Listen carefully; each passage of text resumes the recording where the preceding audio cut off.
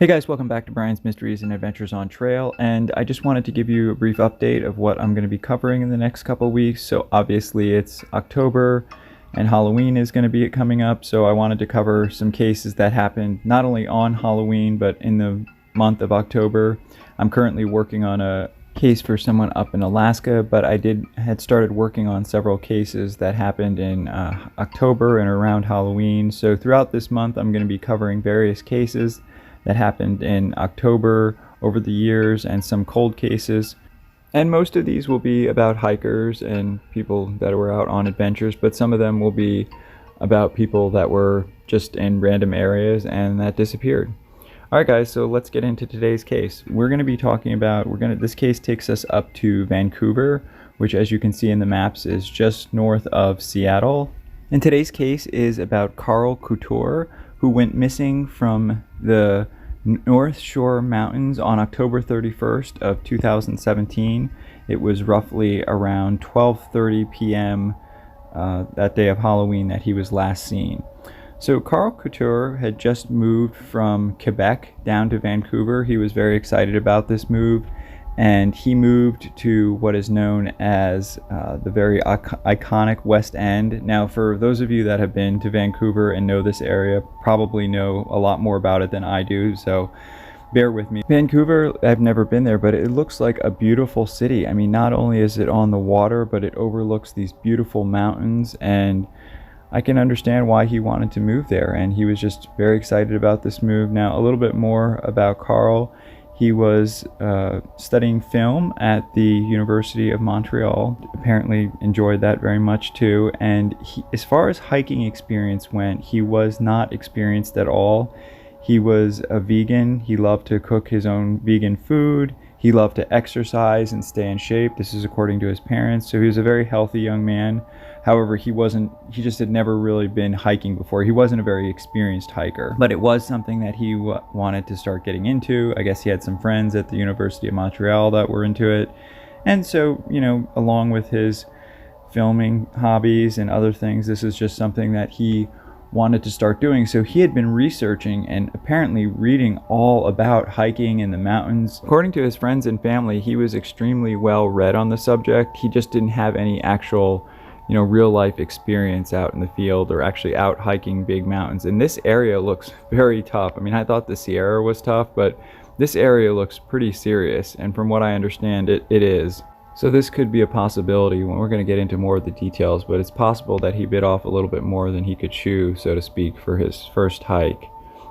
This was where he was last seen, on the streets of Haro and Thoreau, which is where he lived. And this neighborhood that he was living in is apparently a very nice neighborhood. It looks beautiful, and this was just another fall day that he decided to, Halloween, and he decided that he was going to go for a hike in the North Shore Mountains. Now this can get a little confusing, so I'm going to have maps throughout, but he went for this hike on Halloween day. He was very poorly dressed and outfitted for this hike. He didn't have proper gear, he didn't have overnight gear, and unfortunately, according to the weather and the searchers, terrible cold weather was moving in. He wasn't reported missing until a few days after. It was almost 4 days after he was last seen on Halloween that the search actually got going.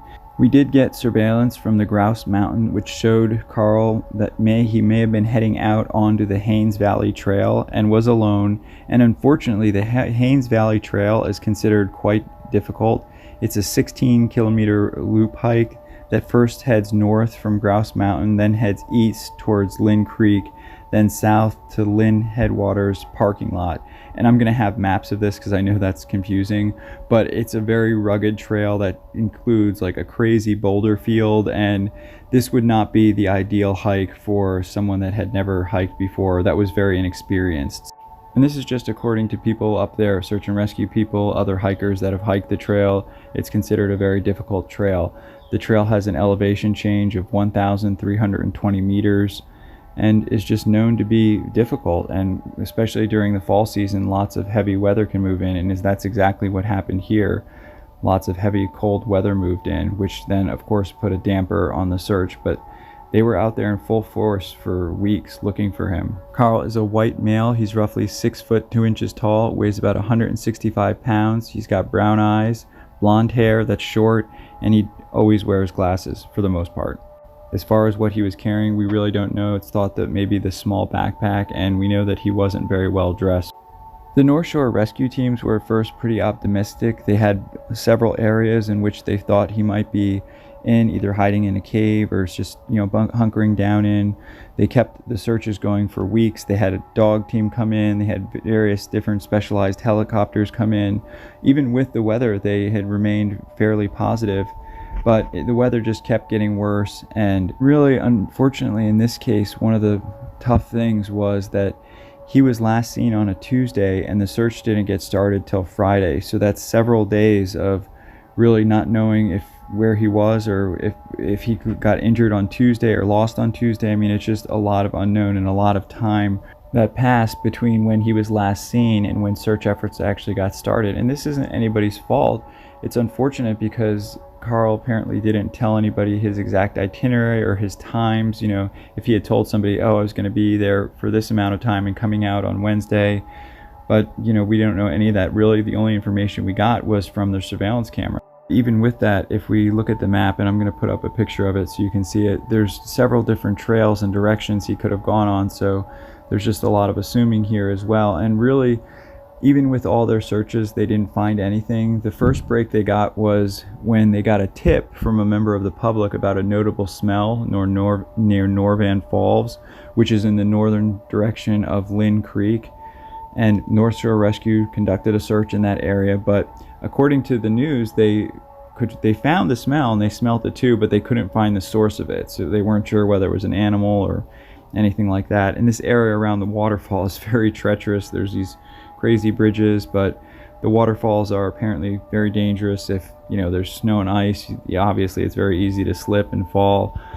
They did get a break in the weather sort of in the middle of November, but unfortunately, starting from the Norvan Falls area and moving south, they focused on the west side of Lynn Creek and Haynes Valley Trail. But again, this area is so vast, they didn't find anything, and it was obviously very disappointing. But they put in an amazing effort. Rescue crews from around the lower mainland put in more than 1,300 volunteer hours. They covered all areas of the Haynes Valley. They were split up, and even during all this weather, I mean, they did get breaks in the weather now and then, but they were fighting some pretty rough weather. Even still, search and rescue was able to cover an amazing amount of territory. This is one of their search and rescue maps, and despite the weather, they did a really great job of getting a lot of ground covered. Carl's parents obviously traveled to the North Shore from Quebec, and they had tons of missing posters. They were putting them up all over, and they even went to homeless camps and homeless shelters in the off chance that he might have, found his way into one of those. Maybe he was injured and was disoriented. That's always a possibility. And, they have done an amazing job at trying to keep this search alive. And they were able to get crews from Lions Bay, Ridge Meadows, and Surrey to join the search and use special helicopters with their infrared heat cameras. The NSR leader at the time, Mike Dank, said that the footage from Grouse Mountain showed Carl heading for the backcountry was around 12:15 p.m. on the day that he disappeared. And unfortunately, that's really all the solid evidence we have to go on as far as him being in the mountains. The point of contact before that was at his home, which, again, I'll put up a map, was on the west end of Vancouver. And really, it wasn't until he didn't show up to work and his work contacted the friends and family, and they said that they hadn't heard from him since the early hours of October 31st. And that was when they finally got the search going. But as I said, it was, days later at that point. Carl was last seen wearing his glasses, a dark green jacket, blue sweatpants, and a small green backpack. And like I said, he is roughly 6 foot 2 inches tall and weighs about 165 pounds. And he's got blonde hair that's usually very short and he's got brown eyes. So what actually happened to Carl Couture? Honestly, in this case, based on what the rescuers say, what his friends and family say, I believe that this was a very intelligent young man that wanted to get into hiking and had a lot of aspirations for it. He moved from Quebec down to Vancouver, but unfortunately I don't think he realized, and this is not just unique to him. This is a very common thing. In fact, this happened to me when I first started getting into hiking. You know, you read the books, you see the videos on YouTube, the gear, and you think you have a handle on it, but a lot of times then you get out there and it's a lot harder than you think, especially if you haven't been, hiking or training with weight on your back. Even if you're in good shape, it's often very tough once you throw that weight on your back. Now, in Carl's case, I don't even believe that he was carrying a heavy pack. I don't think he had the appropriate gear.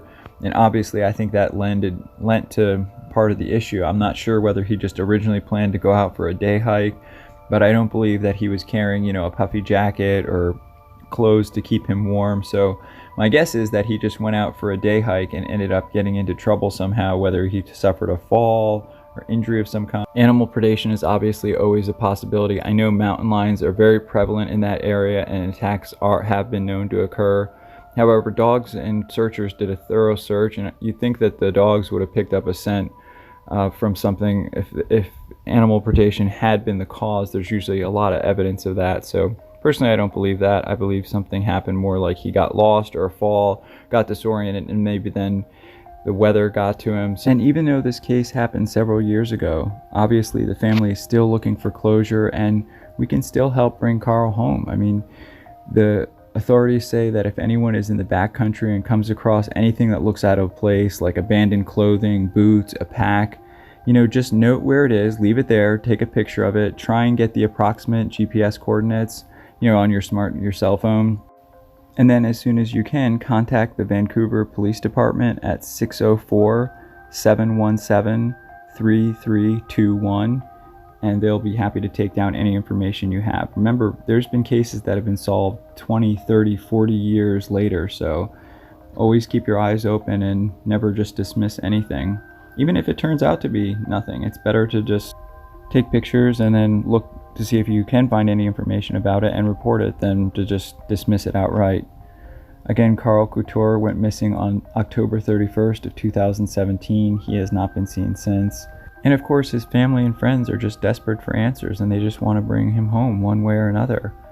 So my thoughts and prayers go out to Carl, his friends, his family, everybody who's worked on this case and is working on this case.